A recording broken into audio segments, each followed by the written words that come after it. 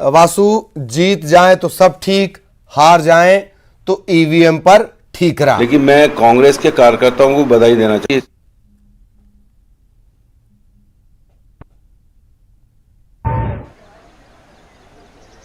जी वासु, आप अपना जवाब दे। तंज कसा गया है और कांग्रेस का कहना है कि कार्यकर्ता स्ट्रांग रूम के बाहर डट जाएं। वासु।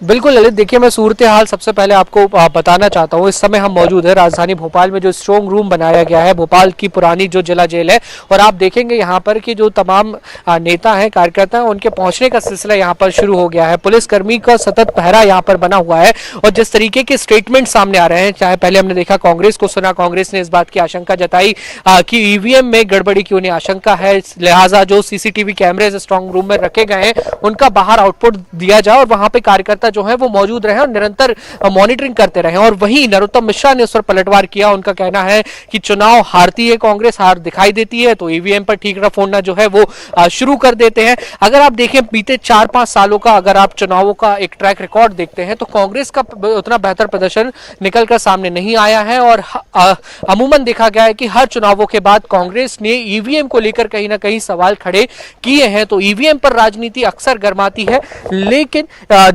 अगर हम निर्वाचन आयोग की बात करें तो ईवीएम को लेकर जो पूरी प्रक्रिया होती है उसमें जो मतपर्चा सेट किया जाता है, उससे लेकर जो कैंडिडेट्स हैं उनसे उसका फिजिकल वेरिफिकेशन किया जाता है। पोलिंग जो बूथ होते हैं वहां पे पार्टी के एजेंट्स जो है वो मौजूद रहते हैं और फिर पोलिंग के बाद जब ईवीएम स्ट्रांग रूम में पहुंचते हैं तो वहां पर भी सीसीटीवी कैमरे रहते हैं, पुलिस का सतत पहरा रहता है, जैसा कि आपको इस समय नजर आ रहा है। और किसी भी तरीके की अगर आशंका है तो पुलिस कर्मियों से और जो निर्वाचन आयोग के अधिकारी यहाँ पर तैनात है उनसे बातचीत यहाँ पे की जा सकती है। तो निर्वाचन आयोग ये जरूर दावा कर रहा है कि ईवीएम में किसी भी तरीके की कोई गड़बड़ी नहीं है, पूरी निष्पक्षता है और ईवीएम पर पूरी तरीके से भरोसा किया जा सकता है। हालांकि एक तरफ कांग्रेस इन चुनावों में अपनी जीत का भी दावा कर रही है, बीजेपी भी जीत का दम भर रही है, लेकिन ईवीएम पर अक्सर जो सवाल है वो खड़े किए गए। हमने देखा कि नगरीय निकाय चुनाव के पहले भी कांग्रेस ने मांग की थी कि बैलेट पेपर के जरिए ही इन पूरी चुनावी प्रक्रियाओं को संपन्न कराया जाए। लेकिन ललित, बड़ा सवाल यही उठता है, अब हम लोग मॉडर्न टेक्नोलॉजी के युग में,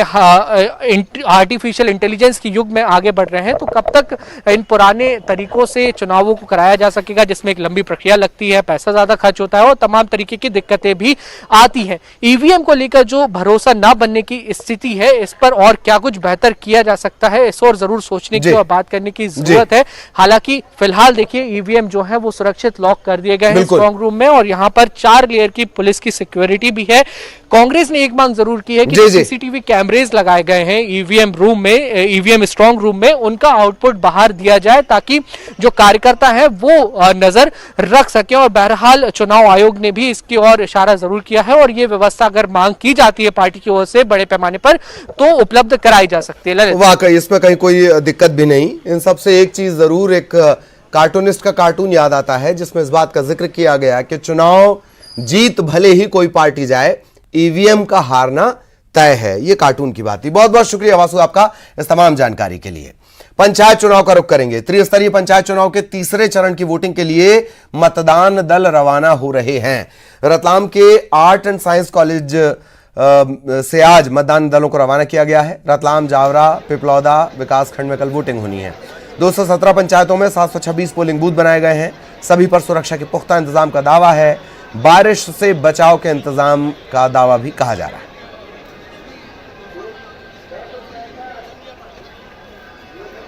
त्रिस्तरीय पंचायत चुनाव के तीसरे चरण का दौर कल देखने को मिलेगा पूरे जिले में और अभी हम खुद खड़े हैं रतलाम के आर्ट एंड साइंस कॉलेज में, जहां पर तैयारियों का दौर जारी है। थोड़ी देर में यहाँ से पोलिंग पार्टीज को रवाना किया जाएगा। 4 लाख से ज़्यादा मतदाता है जो कि 217 ग्राम पंचायतों के जिम्मेदारों को कल चुनेंगे और बहुत माकूल इंतजामात यहाँ पे नज़र आ रहे हैं। तहसीलदार खुद हमारे साथ। सर, किस तरह के इंतजामात हैं बारिश से बचने के? मुझे लगता है कल बारिश खलल डाल सकती है। किस तरह के इंतजामात जिला प्रशासन ने किए हैं? लगभग यहाँ पर हमारे 1700 मतदान कर्मी आज यहाँ पर उपस्थित हैं। इनको देखते हुए यहाँ ये लगभग 40,000 स्क्वायर फीट का पूरा डोम लगाया गया है। जो भी इनकी सामग्री है वो सामग्री हम पॉली पैक में दे रहे हैं और मतदान दल यहाँ से जब रवाना होगा अपने मतदान केंद्रों में पहुँचेगा, वहाँ भी पूरी व्यवस्था की गई है कि बरसात में किसी प्रकार के मतदान में विघ्न उत्पन्न ना हो। बिल्कुल विघ्न उत्पन्न ना हो। कल 716 पोलिंग बूथों पर कल वोट डलेंगे। इसी के साथ ही रतलाम, जावरा और पिपलोदा ब्लॉक के सभी जो बूथ है वहाँ पर कल वोट डाले जाएंगे और जिम्मेदारों का कहना है कि तैयारियां माकूल है और कल अब इंतजार रहेगा मतदाताओं का जो अपने पोलिंग बूथ पर पहुंचकर अपने मताधिकार का उपयोग करेंगे। कैमरामैन मानस के साथ सुधीर जैन, न्यूज़ 18 रतलाम। और इस वक्त रतलाम से सहयोगी सुधीर हमारे साथ जुड़े हुए भी हैं, लाइव जुड़े हुए हैं। आशुतोष हमारे साथ खरगोन से जुड़े हुए हैं।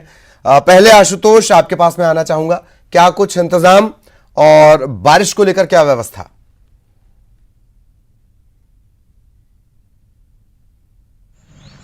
मैं आपको बताना चाहूंगा, पंचायत चुनाव को लेकर जो तीसरा चरण का मतदान है उसमें खरगोन जिले के 4 विकासखंड खरगोन, गोगावा, कसरावद और भीकन गांव में मतदान हो रहा है और इसको लेकर प्रशासन के द्वारा संपूर्ण तैयारियां कर ली गई। 867 मतदान केंद्र है जहां पर मतदान किया जाना है और जहां तक बारिश का सवाल है, फिलहाल बारिश यहां रुकी हुई है और प्रशासन आज जैसे मतदान दलों को रवाना हुआ, हमारे अधिकारियों से बातचीत हुई, विशेष रूप से कलेक्टर जो है कुमार पुरुषोत्तम से बातचीत हुई है। उनका कहना है कि जिस प्रकार से 2 चरणों में मतदान हुआ उसी प्रकार से मतदान शांतिपूर्ण संपन्न होगा। जहां तक बारिश का सवाल है, प्रशासन के द्वारा सभी इंतजाम कर ली गए हैं। जहां पर जो मतदान केंद्र है उनके बाहर वेटिंग व्यवस्था भी की जा रही है कि मतदाता जो आए उसको किसी भी प्रकार की परेशानियों का सामना नहीं करना पड़े।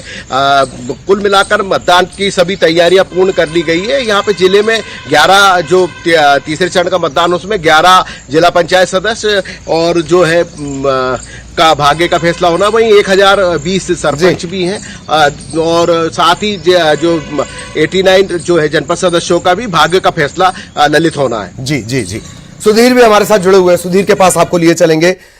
सुधीर, तकरीबन 4 लाख मतदाता और बारिश का तो कोई ट्रैक रिकॉर्ड है नहीं। बड़ी चुनौती इन सब के बीच ये कि चुनाव अच्छे से संपन्न भी हो और मतदान कर्मियों को तमाम सहूलियत भी मिले, कम से कम सुरक्षा तो मिले। सुधीर,